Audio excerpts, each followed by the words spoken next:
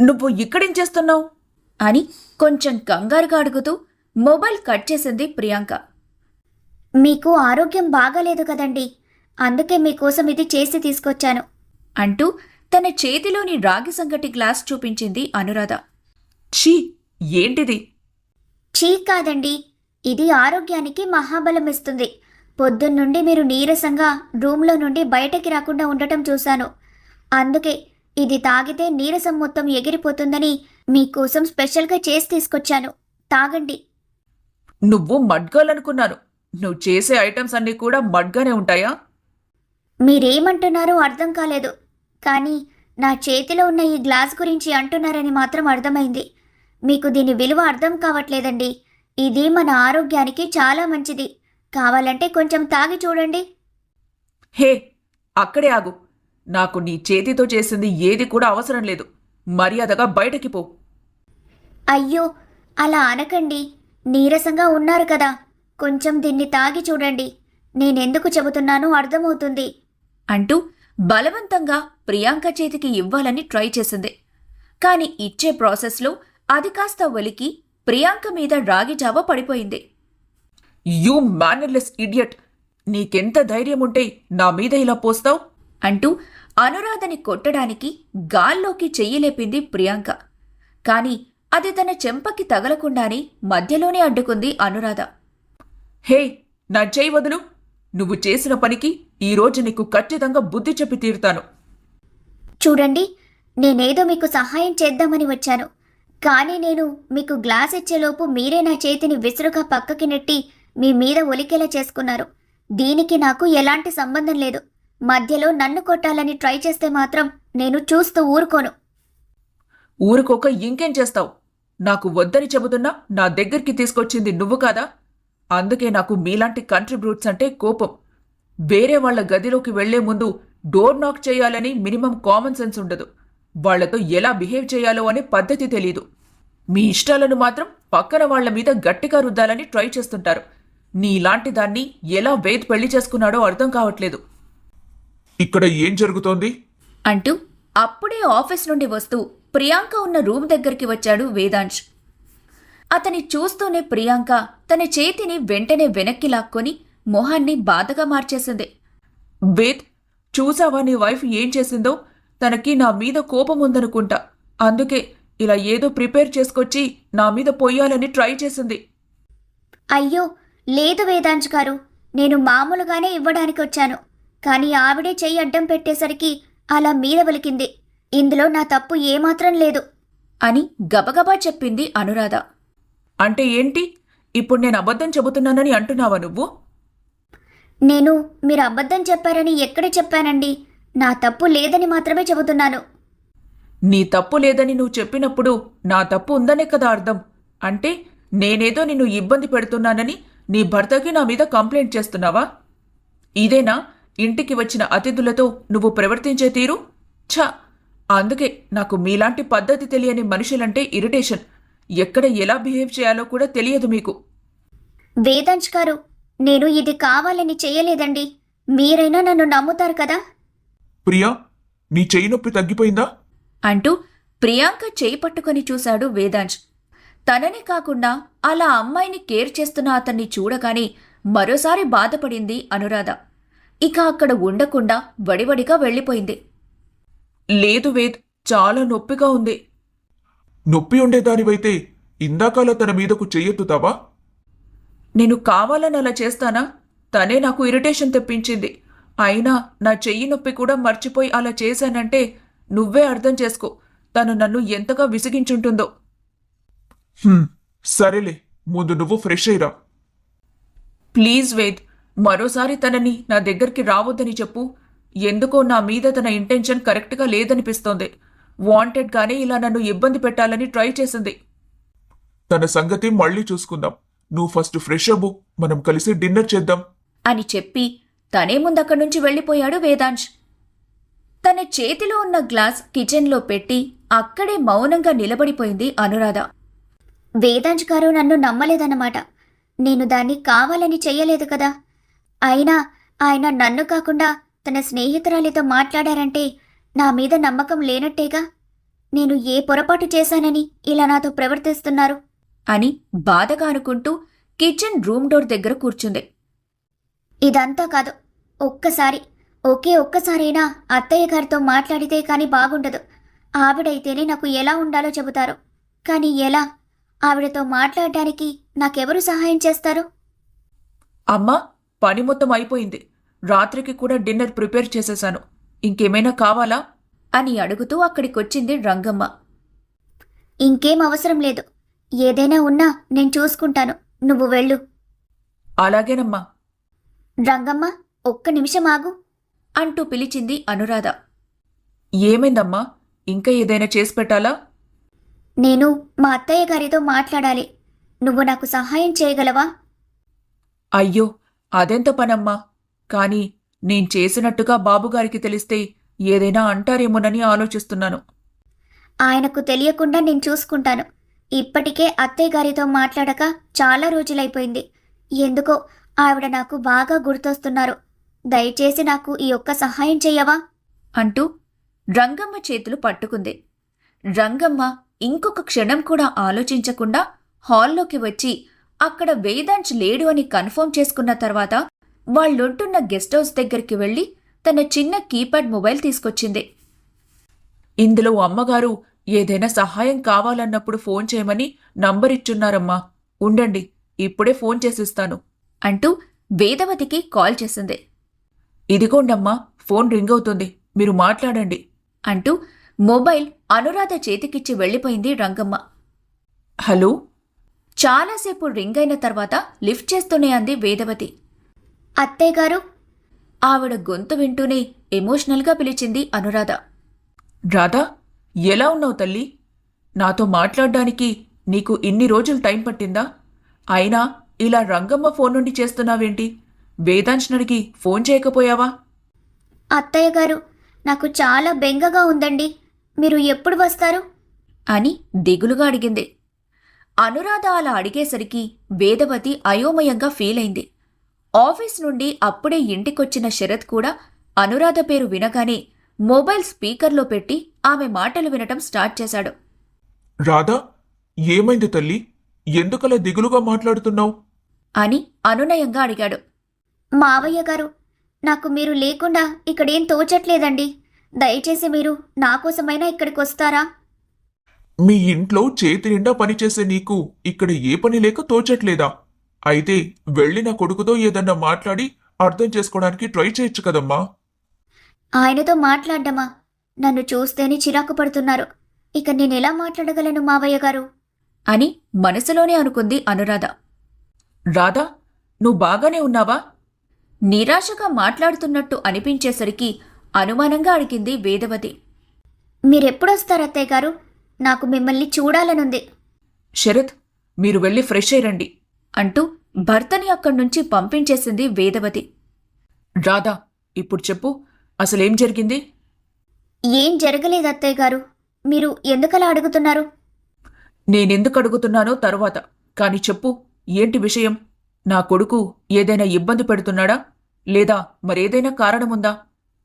అయ్యయ్యో, అదేం లేదు అని అనురాధ మాట్లాడుతుండగానే ఆమెని అడ్డగించింది వేదవతి. చూడు రాధా, నువ్వు ఎలాంటి దానివనేది నేను కలిసిన మొదటి రోజే నాకు అర్థమైంది. నేను నీకు అత్తయ్యని కాదు, అమ్మలాంటి దాన్ననుకో. చెప్పు, అసలేం జరుగుతోంది? ఎందుకలా ఉన్నావు నువ్వు? మీ అమ్మేమైనా గుర్తొచ్చిందా? వేదవతి అంత ప్రేమగా అడుగుతుంటే అనురాధ కళ్లల్లో నీళ్లు తిరిగాయి. నాకు ఇక్కడ ఏం నచ్చట్లేదు అత్తయ్య గారు. ముఖ్యంగా ఆయన కోసం చేస్తున్న పనులు ఏది కూడా సరిగ్గా చేయలేకపోతున్నాను. నాకిక్కడ ఏం చేయాలో కూడా అర్థం కావట్లేదు. మీరు త్వరగా ఇక్కడికి వచ్చేయండి. కనీసం మీరైనా నాకు దగ్గరగా ఉంటే కొంచెం సంతోషంగా ఉంటుంది అని తన బాధను పూర్తిగా చెప్పకుండా దాచేసింది. ఎందుకు రాధ ఇంత నిరాశగా మాట్లాడుతుంది? అసలు ఏం జరుగుంటుంది అని తనలో తనే అనుకుంది వేదవతి. చూడు రాధా, నువ్వేం కంగారు పడకు. ఇక్కడికి వచ్చిన మా పని కూడా అయిపోయింది. 2 రోజుల్లో మేమక్కడికి వస్తాం. ఇక నువ్వు ఏ దిగులు పెట్టుకోకుండా నా కొడుకుతో సంతోషంగా ఉండడానికి ట్రై చెయ్యి. నిజంగా మీరు 2 రోజుల్లో వస్తున్నారా అత్తయ్య?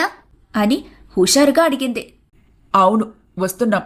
నువ్వు ఇలా దిగులుగా ఉండకుండా వేదాంశ్ని అర్థం చేసుకోవడానికి ప్రయత్నం చేసి వాడికి ఇష్టమైనవి చేయడానికి ట్రై చేస్తూ దగ్గరవ్వు. నేను వచ్చాక నీకు మరికొన్ని సలహాలిస్తాను. అలాగే అత్తయ్య గారు, మీరు చెప్పినట్టే చేస్తాను. కానీ మీరు త్వరగా వచ్చేయండి. సరే రాధా, ఇక ఉంటాను. ఇప్పుడే కదా మీ మావయ్య వచ్చారు, ఆయనకేదైనా చేసి పెట్టాలి. నువ్వు కూడా వేదాంశ్ని చూసుకో అని చెప్పి కాల్ కట్ చేసింది వేదవతి. ఏమైంది వేద? ఎందుకు రాధ అలా ఉంది? ఏమైనా చెప్పిందా? అని అడుగుతూ ఫ్రెష్ అయి కిందికొచ్చాడు శరత్. తెలియట్లేదండి, కానీ ఎందుకో బాగా బాధపడుతుందని మాత్రం అర్థమైంది. మనం త్వరగా వెళ్లడమే మంచిదనిపిస్తుంది. అదేంటి అలా అంటున్నావు? వాళ్ళిద్దరికీ స్పేస్ ఇవ్వడానికే కదా చిన్న ఇష్యూకి మనం ఇలా వచ్చాం. అప్పుడే వెళ్దామంటున్నావేంటి? మనం ఒకటనుకుంటే అక్కడ ఇంకొకటి జరుగుతున్నట్టుందండి. వేద్ గురించి తెలిసిందేగా, వాడికి నచ్చకపోతే ఏదైనా మోహన్నే అనేస్తాడు. అలా రాదని ఏదో అన్నట్టున్నాడు. ఈ పిచ్చిది నాక్కూడా చెప్పలేక బాధపడుతూ ఇలా ఫోన్ చేసినట్టుంది. నువ్వు చెప్పింది కూడా నిజమే. వాడికి కోపం వస్తే తన మన అని కూడా చూడడు. సరేలే, రేపిక్కడ వర్క్ మొత్తం ఫినిష్ చేసుకుని స్టార్ట్ అవుదాం. అని మాత్రమే రెస్పాన్స్ ఇచ్చి ఆలోచనలో పడింది వేదవతి. రంగమ్మ, ఇదిగో నీ ఫోన్ అంటూ హుషారుగా వెనక్కి తిరిగిన అనురాధకి గుమ్మం దగ్గర హ్యాండ్స్ ఫోల్డ్ చేసుకుని కనిపించాడు వేదాంశ్. అతన్ని అక్కడ చూడగానే బిగుసుకుపోయింది ఆమె. పక్కన్ని చేతులు నులుముకుంటూ కంగారుగా చూస్తూ కనిపించింది రంగమ్మ. వేదాంశ్ సూటిగా ఒకసారి ఆమె కళ్ళల్లోకి చూసి డైనింగ్ టేబుల్ దగ్గరికి వెళ్ళిపోయాడు. ఇదేంటి మారు మాట్లాడకుండా వెళ్ళిపోయారు? నా మీద కోపం వచ్చిందా? అని కంగారుగా అనుకుంటూ వెనకే వచ్చింది అనురాధ. కంప్రియా, వచ్చి కూర్చో, డిన్నర్ చేద్దాం అంటూ ప్రియాంకను పిలిచాడు వేదాంశ్. తన భార్య ముందే తనని పిలుస్తుండేసరికి పొగరుగా అనురాధ వైపు చూస్తూ వచ్చి కూర్చుంది ప్రియాంక. వాళ్ళిద్దరినీ అలా చూస్తుంటే బాధగా ఉన్నా మాట్లాడలేకపోయింది అనురాధ. పళ్ళు బిగబట్టి ఉన్న చోటునే నిలబడి వాళ్ల వైపు చూస్తూ ఉండిపోయింది. రంగమ్మ, డిన్నర్ వడ్డించు అని కొంచెం గట్టిగా అరిచినట్టే చెప్పాడు వేదాంశ్. ఇప్పటికే లేట్ అయింది కదా, నువ్వు వెళ్ళిపో రంగమ్మ, నేను చూసుకుంటాను అంటూ రంగమ్మను పంపించేసి తనే వాళ్ళిద్దరికీ వడ్డించింది అనురాధ. వేద్, చెయ్యి చాలా నొప్పిగా ఉంది. ప్లీజ్ ఈ పూటకి నువ్వే నాకు పెడతావా అని అడిగింది ప్రియాంక గారాలుపోతూ. అనురాధ ఆమె వైపు చురుగ్గా చూసి వేదాంశ్ వైపు చూపులు తిప్పింది. ఇదేంటి, ఈ అమ్మాయి అంత చొరవగా ఆయనతో బిహేవ్ చేస్తుంది? ఇంకో అమ్మాయి మొగుడితో అంత చనువు తీసుకోవడానికి సిగ్గు కూడా లేకుండా పోయిందా? ఈయన గారు కూడా హుషారుగానే ఉన్నట్లున్నారు. నా దగ్గర మాత్రం ముచ్చుమొహం వేసుకుని ఉంటాడు. తన దగ్గరికి వచ్చేసరికి మొహం కళకళ్ళాడిపోతుంది. కొంపదీసి అడిగిందని ఈ మహానుభావుడు గోరుముద్దలు చేసి తినిపించేస్తాడా ఏంటి? అమ్మో, ఇలాంటి దారుణాలు చూసి తట్టుకోగలనా? అయినా నా ముందే అలా పెడితే నేనెలా ఒప్పుకుంటాను? నేనది జరగనివ్వను. ఇంతకు మించి ఓపిక పట్టడం నా వల్ల కాదు అని మనసులోనే అనుకుంది అనురాధ. చెయ్యి నొప్పిగా ఉంటే స్పూన్తో తినండి, అంతేకాని వేదాంశ్ గారు ఎందుకు పెట్టడం? పోనీ మరీ అంతగా తినలేకపోతే మీకు అభ్యంతరం లేదనుకుంటే నేను మీకు పెడతాను అంటూ ప్లేట్ చేతిలోకి తీసుకుంది అనురాధ. హే, నాకిందాక చేసిన అభిషేకం సరిపోలేదా? మరోసారి నీ కోపం ఈసారి సాంబార్ రూపంలో తీర్చుకుందామనుకుంటున్నావా? నీ హెల్ప్ నాకేం అవసరం లేదు. నాకు పెట్టడానికి వేదున్నాడు. పాపం, ఆయన పొద్దున్నుండి ఆఫీస్లో కష్టపడి ఇంటికొచ్చుంటారు. ఇలాంటప్పుడు ప్రశాంతంగా తిననివ్వాలి, కానీ మధ్యలో ఇలా నాకు పెట్టంటూ అడిగి ఇబ్బంది పెట్టకూడదండి. మీకు నా చేత్తో తినడం ఇష్టం లేకపోతే చెప్పండి, చక్కగా కలిపిస్తాను, తినేద్దురు. Ved, what is this?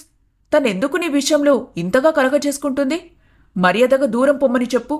తనని చూస్తుంటే నాకు కనీసం తినాలని కూడా అనిపించట్లేదు. పిచ్చ ఇరిటేషన్ వస్తోంది. Priya, stop it. ఫుడ్ తినడానికి తనతో నీకేంటి ప్రాబ్లం? నీకు హ్యాండ్ బాగాలేకపోతే స్పూన్తో తిను. ఇన్ఫాక్ట్ నీకలా తినడమే ఇష్టం కదా అని అన్నాడు వేదాంశ్. అతను తనకి సపోర్ట్ చేయకపోయినా ఆమెకి పెట్టనందుకు గర్వంగా చూసింది అనురాధ. సంతోషపడుతున్నావా అనురాధ? ఇది నీకు ఎక్కువ రోజులు ఉండకుండా చేస్తాను. అతి త్వరలోనే నిన్ను ఇంట్లో నుండి బయటకు వెళ్ళగొడతాను. వేద్, నువ్వు నాకు పెట్టనందుకు కూడా బాధగా లేదు, కానీ దాని ముందే అలా మొహం మీద కొట్టినట్టు చెప్పడం మాత్రం నచ్చలేదు. వీటన్నింటికి బదులు తీర్చుకునే రోజొకటొస్తుంది. అప్పుడు చెబుతా నీ పని అని కచ్చగానుకొని డిన్నర్ ఫినిష్ చేసింది ప్రియాంక. వేద్, మనం ఎక్కడికైనా బయటికి వెళ్దామా? ఇంట్లో చాలా బోర్ కొడుతుంది. ఈ టైంలో బయటికేంటి ప్రియాంక? నాకు ఈరోజు చాలా టైట్ షెడ్యూల్ ఉంది. దానికి తోడు నీకు కూడా హెల్త్ బాగాలేదుగా. ఈరోజు రెస్ట్ తీసుకో, రేపు ఎక్కడికైనా వెళ్దాం. అదేంటి వేద్, నువ్వు కూడా అలాగే మాట్లాడతావు. ప్రతిసారి వర్క్ అంటూ నన్ను ఎక్కడికి తీసుకుని వెళ్ళట్లేదు. చిన్నప్పటి నుండి నేను మిస్ అయిన సంతోషాలన్నీ నీ దగ్గర చూసుకోవాలనుకుంటున్నాను. కానీ నువ్వు మాత్రం నన్ను ప్రతిసారి డిసప్పాయింట్ చేస్తూనే ఉన్నావు. అట్లీస్ట్ ఇలా నాకు హెల్త్ బాగోలేనప్పుడైనా నేను అడిగింది చేయొచ్చు కదా. హెల్త్ బాగాలేనప్పుడే మీరు రెస్ట్ తీసుకోవాలి కానీ ఇలా ఇబ్బంది పెడతారా అండి? ఒకసారి మీరు వేదాంశ్ గారి మొహం చూడండి, ఎంతలా డల్ అయిందో. మీరు తన గురించి కూడా ఆలోచించాలి కదా అని మాట్లాడుతున్న అనురాధ వైపు సీరియస్గా చూసింది ప్రియాంక.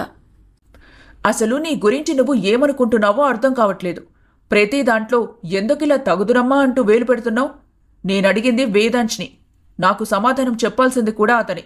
అంతేకాని మధ్యలో నీకేం సంబంధం ఉందని ఇలా ఎంటర్ అవుతున్నావు? చూడు, నీ లిమిట్స్లో నువ్వుంటే నీకే మంచిది. కాదని అన్నింట్లో వేలు పెట్టాలని చూస్తే మాత్రం నేను వేదలా చూస్తూ ఊరుకోను అని గట్టిగా చెప్పింది ప్రియాంక. ఆమె తనని అలా అవమానపరుస్తూ ఉంటే తట్టుకోలేకపోయింది అనురాధ. ఒకసారి వేదాంశ్ వైపు చూసింది. అసలు తనకి వాళ్ళిద్దరితో సంబంధం లేదన్నట్టుగా మొబైల్ చూస్తూ కనిపించాడు అతను. చూడండి, మీరు మాట్లాడుతుంది నా భర్తతో అని గుర్తుపెట్టుకోండి. ఆయన గురించి ఆలోచించాల్సింది నేను. భార్యగా నేను కాక ఇంకెవరు మాట్లాడతారు? భర్త? నువ్వు భర్త అనుకుంటే సరిపోదు. వేద్ కూడా నిన్ను భార్యగా యాక్సెప్ట్ చేయాలి. కానీ అతను నిన్ను కనీసం మనిషిగా కూడా ట్రీట్ చేయట్లేదు కదా అని ప్రియాంక అనగానే టక్కున వేదాంశ్ వైపు చూసింది అనురాధ. అతని ఫోన్ రింగ్ అవుతుంటే మాట్లాడుతూ బయటికి వెళ్ళిపోయాడు, వాళ్ళని పట్టించుకోకుండా. ప్రతిసారి తనకి సపోర్ట్ రాకుండా మధ్యలోనే వదిలేస్తున్న అతని తీరుకి బాధ పెరిగిపోతున్నా దాన్ని బయటకు చూపించలేక మౌనంగా ఉండిపోయింది అనురాధ. ఏంటి, మాట పడిపోయిందా? వాస్తవాలు కళ్ల ముందు కనిపించేసరికి గొంతు పెగలట్లేదా? ఇప్పటికైనా నీ ఓవరాక్షన్ తగ్గించుకుంటే మంచిది అని వెటకారంగా అంది ప్రియాంక. మీరన్నది వాస్తవమే అయ్యుండొచ్చు, కానీ కట్టుకున్న భర్త గురించి కేర్ చేయడం అనేది నా బాధ్యత. ఆయనకి నా మీద ప్రేమ లేకపోయినా భర్తగా నాకు ఆయన మీద గౌరవం, అభిమానం రెండూ ఉన్నాయి. అందుకే నన్ను ఆయన ఎన్ని మాటలన్నా కూడా నేను ఖచ్చితంగా సపోర్ట్ చేస్తూనే మాట్లాడతాను. అయినా మా గురించి మాట్లాడడానికి మీరెవరు? ఏదో మీ కొంట్లో బాగుండక ఆయన ఫ్రెండ్గా ఇక్కడికి వచ్చారు. మీ పని మీరు చూసుకొని వెళ్తే బాగుంటుంది. అంతేకాని ఇలా భార్యాభర్తల మధ్య దూరడం మీకు మీ ఆరోగ్యానికి అస్సలు మంచిది కాదండి. Hey, how dare you? మాటలు మర్యాదగా రానివ్వు. నేను కూటికి గతి లేక ఇక్కడికొచ్చాననుకుంటున్నావా? నేనేంటో, నా స్టేటస్ ఏంటో తెలుసా నీకు? మీరు ఎవరైనా అయ్యుండొచ్చు. అసలు మీరు ఎవరైతే నాకేంటండి? ఒక ఇంటికి అతిథిగా వచ్చినప్పుడు మీ ఇష్టాలని వాళ్ల మీద రుద్దకూడదు. అసలే ఇది రాత్రిపూట. దానికి తోడు పరాయి మగవాడితో బయటికి వెళ్లాలని చూస్తున్నారు. మీ సిటీలో ఇదంతా కామన్ ఏమో, కానీ నిజం చెప్పాలంటే అలా వెళ్లడం చాలా తప్పు. మీకు తెలియదేమో, ఇలా పరాయి ఆడదాని మొగుడితో ఊళ్ళు తిరగాలని చూస్తే మా ఊళ్ళో వాళ్ళు చీపుళ్ళు తిరిగేసి కొడతారు తెలుసా? ముఖ్యంగా నా భర్తతో మీరు వెళ్ళడానికి నేను అస్సలు ఒప్పుకోను.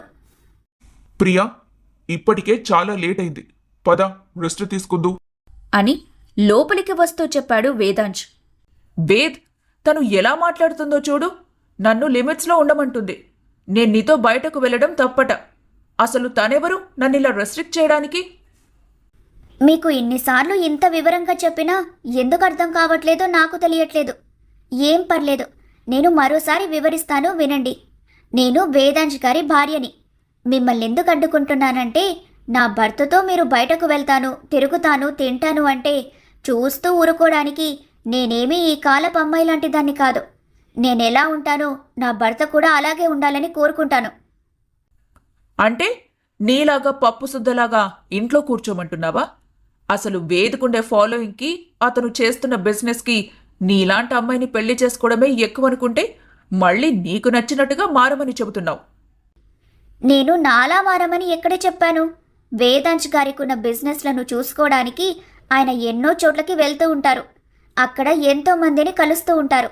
అది ఆడవాళ్ళైనా మగవాళ్ళైనా. కానీ ఇలా రాత్రిపూట ఫ్రెండ్ పేరు చెప్పి ఇలా ఆడపిల్లైన మిమ్మల్ని వెంట వేసుకుని తిరగొద్దని మాత్రమే చెబుతున్నాను.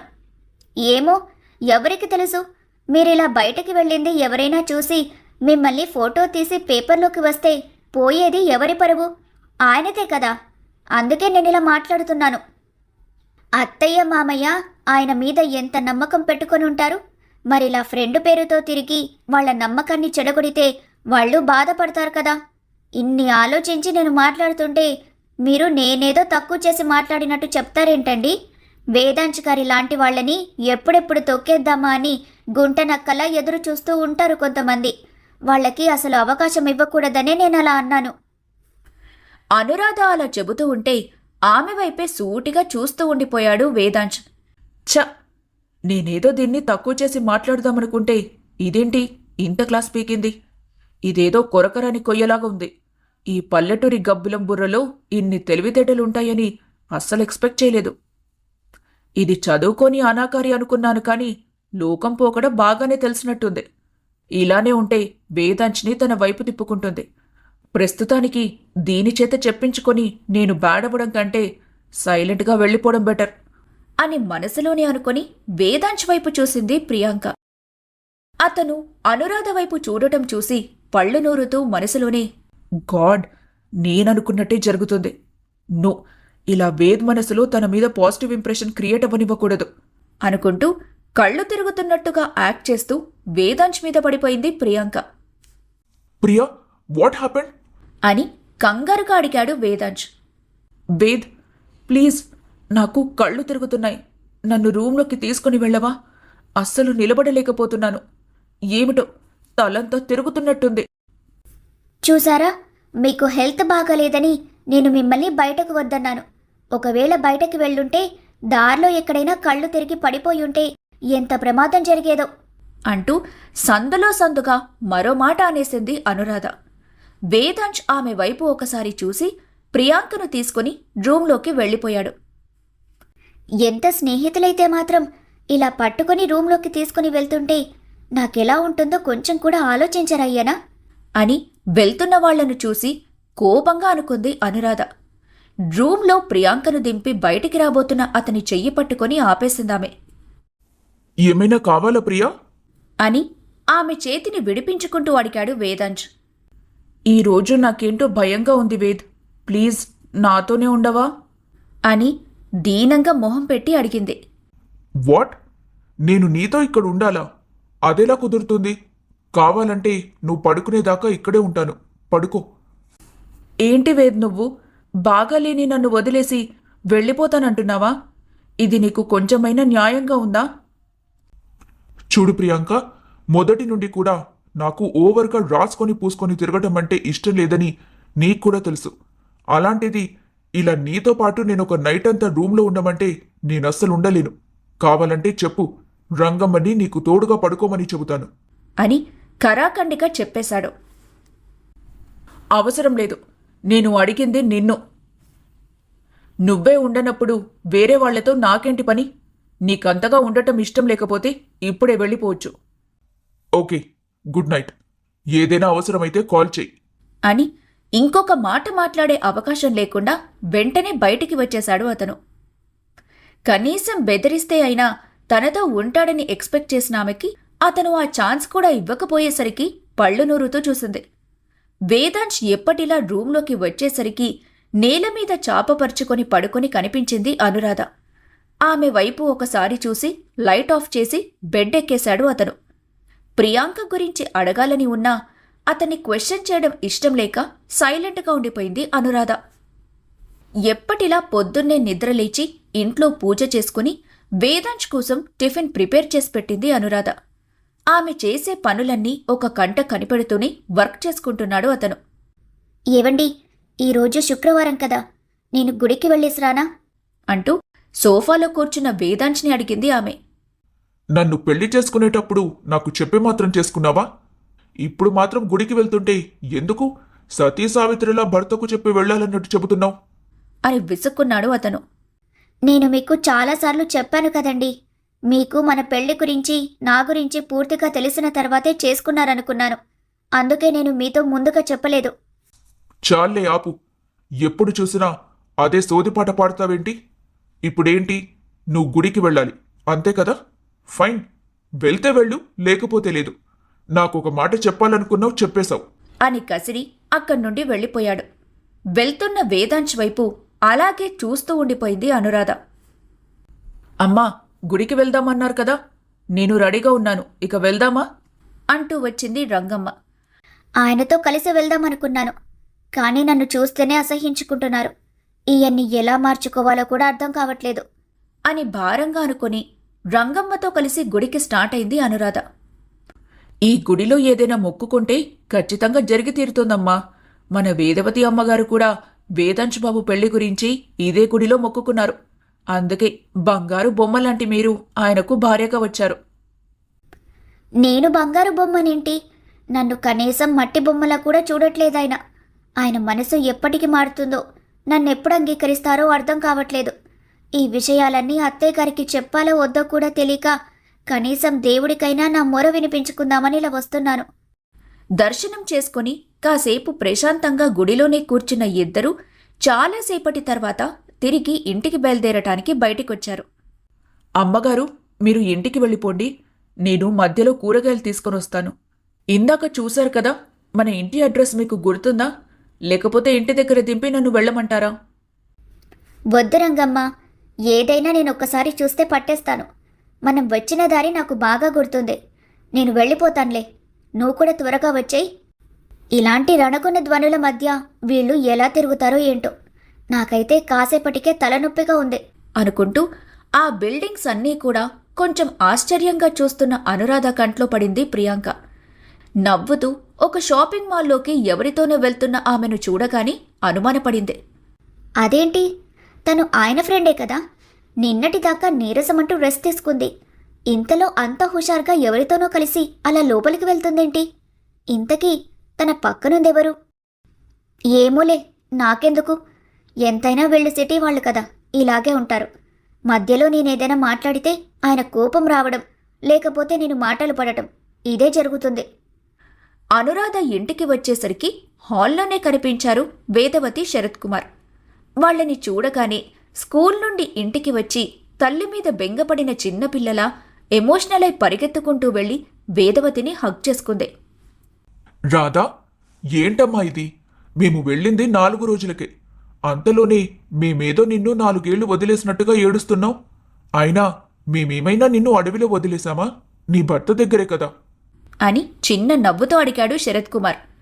వేదవతి మాత్రం కోడల్ని పూర్తిగా అబ్జర్వ్ చేస్తూ ఆమె వెన్ను నిమురుతూ సైలెంట్గా ఉంది. ఏమో మామయ్య గారు, నేనెప్పుడు మా అమ్మని వదిలిపెట్టి ఉండలేదు. నాకున్న ఒకే ఒక్క బంధువు మా అమ్మ మాత్రమే. అలాంటిది అత్తయ్య గారి పరిచయం తర్వాత, మా అమ్మ తర్వాత నేను ఎక్కువగా నమ్మింది, నాకు బాగా దగ్గరైంది అత్తయ్య గారు మాత్రమే. ఎందుకో నాకు ఈ 4 రోజులు కూడా 40 రోజుల్లా అనిపిస్తున్నాయి.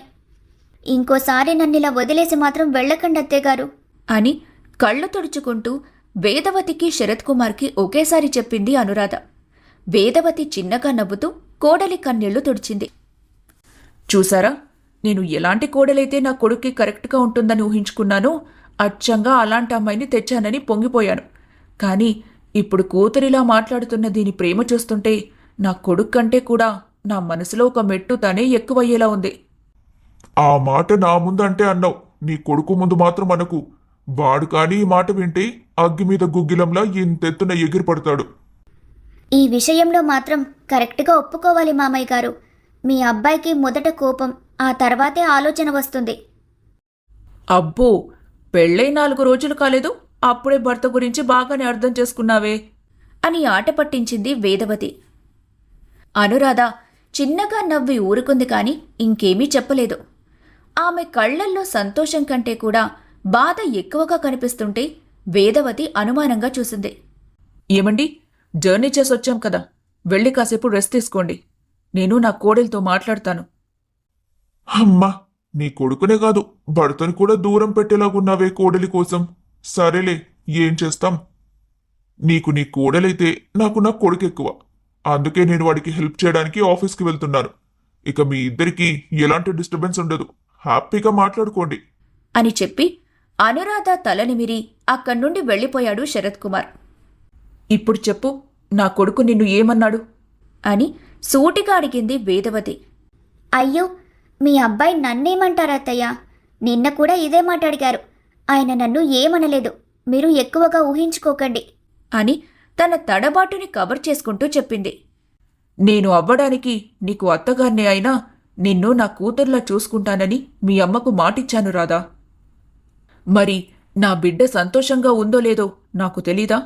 నిజం చెప్పు, అసలేం జరిగింది మీ ఇద్దరి మధ్యలో? ఎందుకు నువ్వు నిన్న ఫోన్ చేసి అంతలా ఎమోషనల్ అయ్యావు? వేదవతి అంత అనునయంగా అడిగేసరికి అప్పటిదాకా ఆవిడకు చెప్పకూడదని ఉగ్గపట్టిన అనురాధ ఇక కంట్రోల్ చేసుకోలేక ఏడ్చేసింది. కోడలి బాధ ఎందుకో అర్థం కాని వేదవతి కంగారు పడినా అనురాధకి కొంచెం స్పేస్ ఇవ్వాలని ఆమె ఏడ్చేంత వరకు నార్మల్గా ఉంది. ఇప్పుడు చెప్పు రాదా, అసలు ఏం జరిగింది? నేను మీకు చెప్పకూడదని అనుకున్నాను అత్తయ్య గారు. కానీ నేను వేదాంశ్ గారికి తగ్గట్టుగా మారాలంటే మీకు చెప్పి మీ నుండి సలహా తీసుకోవాలని మాత్రమే ఇలా చెబుతున్నాను. అంతేకాని నేను మీ కొడుకు మీద ఫిర్యాదు చేయట్లేదు. పిచ్చిపిల్ల, నీ గురించి నాకు తెలీదనుకుంటున్నావా? నువ్వు ఎలాంటి దానివో నాకు తెలుసు కానీ ముందు విషయం చెప్పు. అని అడగ్గానే వాళ్ళు వెళ్లిన దగ్గర నుండి ఏమేమి జరిగాయో మొత్తం పూసగుచ్చినట్టుగా చెప్పేసింది అనురాధ. ఇంట్లోకి అమ్మాయి వచ్చిందని వినగానే ఆవిడ బ్రుకుటి ముడిపడింది. ఇంతకీ వచ్చిన అమ్మాయి పేరేంటి? ఏమోనండి, నాకు తెలీదు. ఆ అమ్మాయి చెప్పలేదు, మీ అబ్బాయి కూడా చెప్పలేదు. నువ్వు ఈ ఇంటి యజమానివి రాదా? వచ్చిన వాళ్ల గురించి వాళ్ళు చెప్పడం కంటే కూడా నువ్వే అడిగి తెలుసుకోవాలి. తప్పు చేస్తుంది నీ భర్తే అని తెలిసినా కూడా ఆ తప్పుని సమర్థించాలని చూడకు. ఎదురు తిరిగి నిలబడాలి. ఇంతకీ ఆ అమ్మాయి ఎలా ఉంటుందో చెప్పు. ఓ, మర్చిపోయాను అత్తయ్య గారు. మీ అబ్బాయి ప్రియా అని పిలవడం విన్నాను. బహుశా తన పేరు ప్రియా అయి ఉంటుంది. ప్రియానా? ప్రియా అంటే ఆ ప్రియాంకనే అయ్యుంటుందా? అని మనసులోనే అనుకుంటూ తన దగ్గరున్న ప్రియాంక ఫోటో చూపించింది వేదవతి. హా, అవును, తనే అత్తయ్య గారు. ఏదో హెల్త్ బాగోలేదనుకుంటా. చేతికి కట్టు కూడా కట్టుకొనుంది. కళ్ళు తిరుగుతున్నాయంటూ పడిపోతుంటే ప్రతిసారి మీ అబ్బాయే అమ్మాయిని చూసుకుంటున్నారు. ఛ, పెళ్ళయ్యాక ఆ అమ్మాయి గురించి మర్చిపోయి అనురాధతో హ్యాపీగా ఉంటాడనుకుంటే మేమిలా ఊరు వెళ్ళగానే తనని తీసుకొచ్చి ఏకంగా ఇంట్లో పెడతాడని అసలు ఎక్స్పెక్ట్ చేయలేదు. వేద్, అసలు నువ్వు ఏం చేస్తున్నావురా? కట్టుకున్న భార్యని ఇంట్లో పెట్టుకుని నువ్వు ప్రేమించిన అమ్మాయిని ఇంట్లోకి తీసుకురావడం అనేది ఎంత పెద్ద తప్పో నీకర్థం కాలేదా? అని మనసులోనే కొడుకుని తిట్టుకుంది వేదవతి. అత్తయ్య గారు, చెప్పడం మర్చిపోయాను. నేను ఇందాక గుడి నుండి వస్తుంటే నిన్నటిదాకా నీరసంగా కనిపించిన ఆ అమ్మాయి ఈరోజు హుషారుగా ఎవరో అబ్బాయితో ఒక బట్టల కొట్లోకి వెళ్లడం చూశాను. ఒక్క రోజులో అంతలా ఎలా మారిపోయిందో అస్సలు అర్థం కాలేదు. నేను నీకొక విషయం చెప్పాలి రాదా? అని ఇబ్బందిగా చెప్పింది వేదవతి. ఇప్పుడు వేదవతి రాధకి ఏ విషయం చెప్పబోతుంది? వేదాంశ్ ప్రియాంకల ప్రేమ గురించి చెబుతుందా? అది తెలిస్తే అనురాధ రియాక్షన్